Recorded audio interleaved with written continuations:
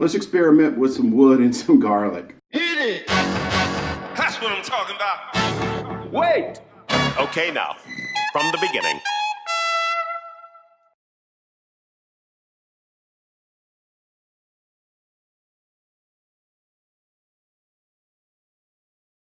Hello and welcome to another episode of Wolf Ridge Woodworking. So no, we're not going to be cooking with garlic in the wood, but we are going to be making a garlic keeper. So I do have a ceramic one that cracked, so I'm going to attempt at making a wooden one. So what I've got is I got a piece of walnut here. I've got a couple of pieces of canary wood that I've glued together. Should make for an interesting combo.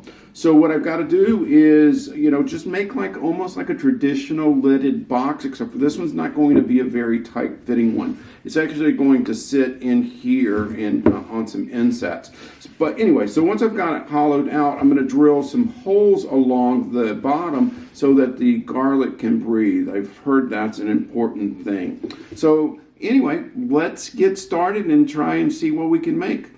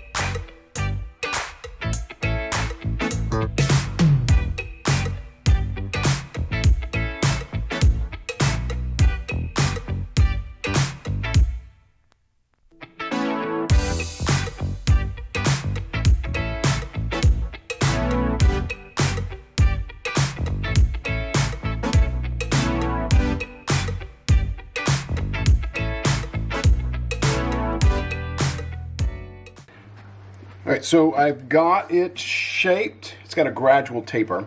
Now what I need to do is I'm going to hollow it out and leave a small lip for the lid. But before I do, I just want to give a little tip on your Forstner bits, because even brand new when I got these, it really didn't do a good job at cutting. So what I do is I've got this, and I'll put a link in the description, but I've got this not file, but it's a diamond sharpening steel. And all I do is just on this flat part right here, I just run this down and put it flat up against it and just run it, a few times. Doesn't take much. And then I do the opposing side. And you will be surprised how much of a difference that makes. It makes a huge difference. So just a little extra tip, okay?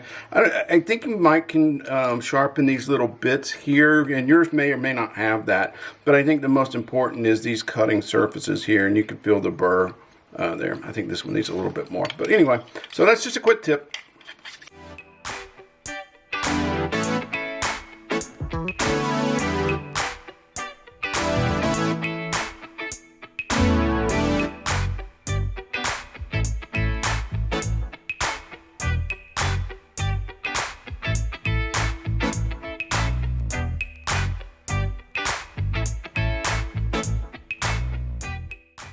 So I don't know if the camera can pick it up, but I've got a couple of lines drawn here. This is where the inside is going to be pushed. So I took a 2-inch Forstner bit, drilled it out to the depth, and now I'm just going to use my square carbide and just bring this back to this line here. Then I've got another line here, and that's going to be where, and I don't think the original piece that I had is going to be big enough, but it's where the lid is going to sit in a recess right there. And then, you know, the top of it's going to be a dome with a integrated handle on the top. So I don't think this is going to be big enough, but I'll save it for another project.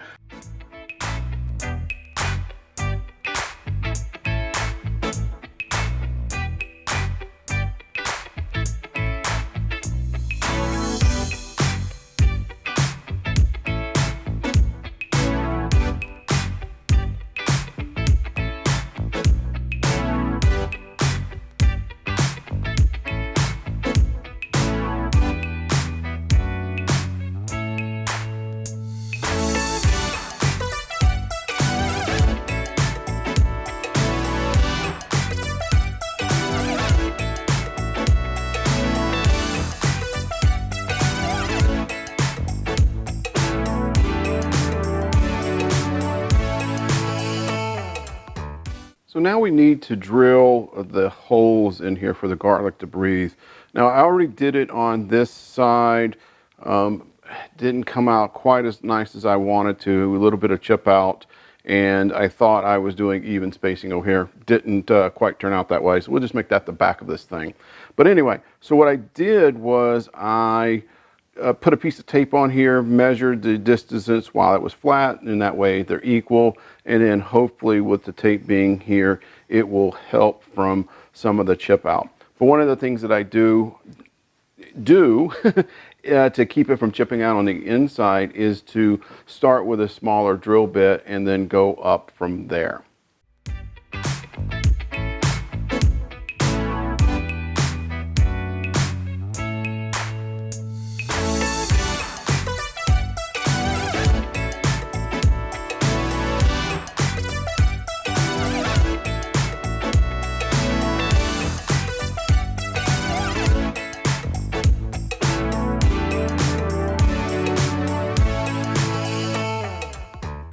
So that didn't go as planned. You can see here it took a pretty big chunk of wood out. And actually the better hole is the one that I went in with the largest drill bit and drilled it out. And that's what I should have done on all of them, but I thought that the better way was to go in with that. But you live and learn.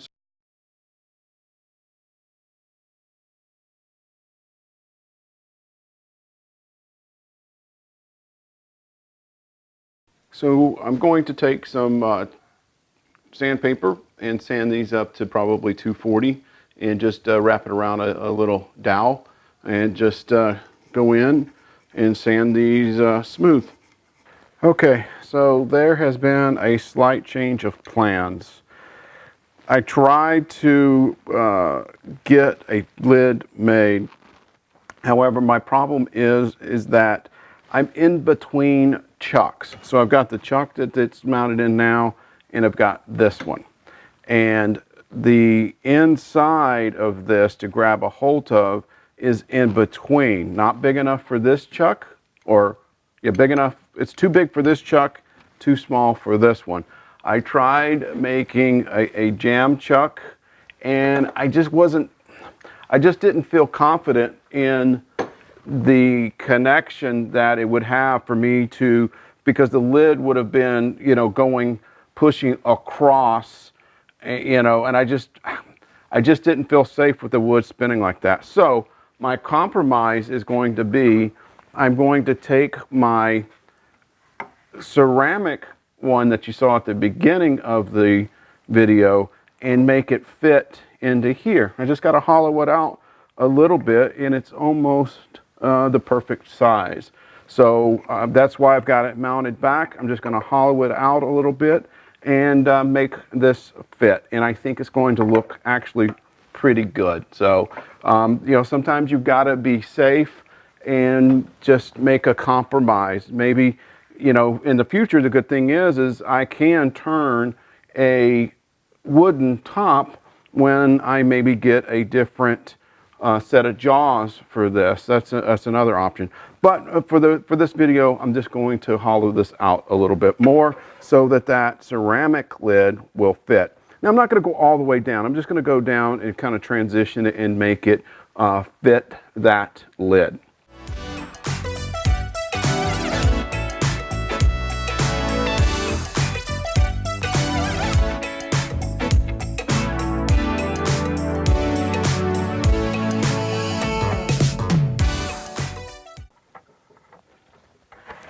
There, that's a perfect fit. Well, things didn't go exactly to plan, but I think it still looks nice. Again, if I get a chuck or jaws that are bigger or smaller, depending on how you look at it, I can turn this lid. So it was a good learning experience. So I'm going to try not to talk too much, but I do want to talk about some of the things that I would do different next time.